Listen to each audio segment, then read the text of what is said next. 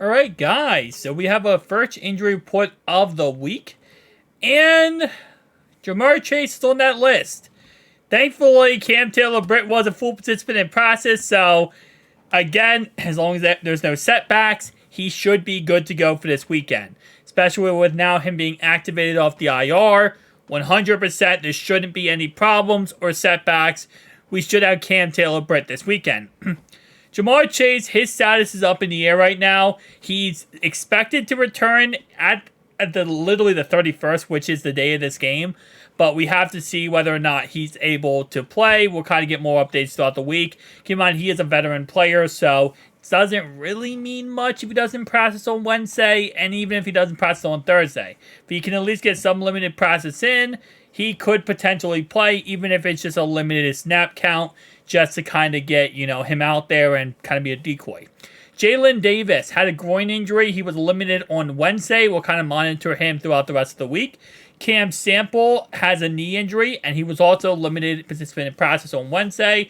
We'll see how he does throughout the rest of the week. Now, for their injuries, because, wow, do they have a lot of injuries. I did not realize how many injuries they actually had. I know they have Jerick McKinnon out for the year, but didn't realize. L'Jarius Sneed, and I know he's like either the number 1 or number 2 corner, has a calf injury. Did not practice on Wednesday. This could be a precautionary thing. Not looking too much into it. Depending on the severity of it, we'll find out the rest of the week. Jalen Watson has an illness. Illnesses usually doesn't stop the player from playing.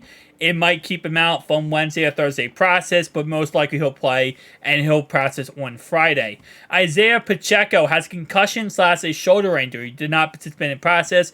Offense tackle Donovan Smith has a neck injury. Did not participate in practice.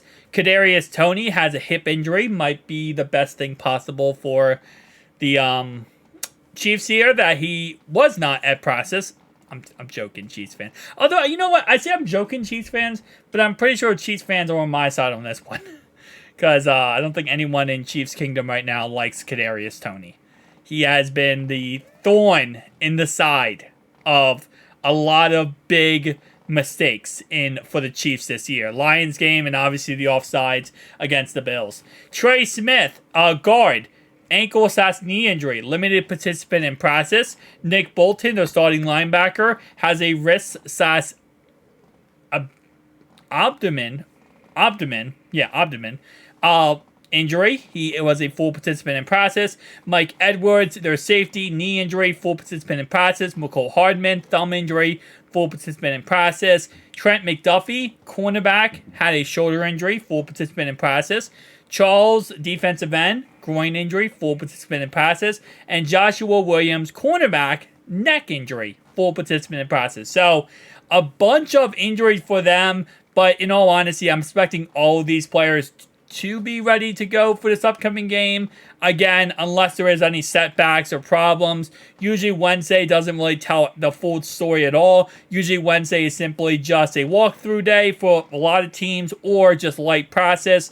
And then Thursday and Friday kind of gets really more into the thick of things. And obviously, keep in mind, we play at Sunday, so we're not playing. It's not like this is going to be a Saturday game. It's a Sunday game. So they have time to rest up. And some players, again, if you're a veteran player, you don't always have to process in order to play on the weekend. Now, even rookies don't have to, but usually rookies, you would see some process in some capacity. Now, I will say, moving forward, though, cool to see Chase Brown not on this injury report. That's a shout out to him. Knock on wood, he doesn't pop up on the injury report in the next day or so. No Jake Browning. Another really positive thing, although I'm pretty sure Jake Browning at this point was okay, but they were just trying to do, precautionary measures, which I respect. And then other players not in this injury report, T. Higgins, another great thing. And yeah, so it's going to be interesting to see how this all pans out, like I said before, going into this weekend. And we're going to find out, what players are going to potentially be out there or not. So going back to our inactives from our last week's game, right? I wonder if they're going to make Irv Smith a healthy scratch again. Because our offense definitely struggled last week. Wasn't completely a horrendous struggle, but it was definitely not the greatest offense last week. And I don't think Irv Smith being out there is going to be the, pin in the grenade, as they would say, or he's going to be the guy who's going to change around this offense. But I definitely will be interested to see how that ends up working out. Other inactives, Chris Evans, he'll probably be inactive this week again. Trey Hill, probably inactive. Probably the rest of these guys, except for Chase, will be inactive. But again, like I said, I'm interested to see how Irv Smith ends up, playing or doesn't play. And again, we went ahead and moved off of Davis to the practice squad, and Cam Taylor-Britt is now our starter, back where he should be. Also, some other things we did was we moved off of this guy off the practice squad to go to the active roster. Elevated Cedric Jackson last week and Sidney Jones from the practice squad to the active roster. Be interested to see if we do go ahead and do something with those guys. But for the most part, again, like I said, we're kind of playing it by ear. So tell me down below your thoughts and opinions. We'll see you guys next one. Peace out.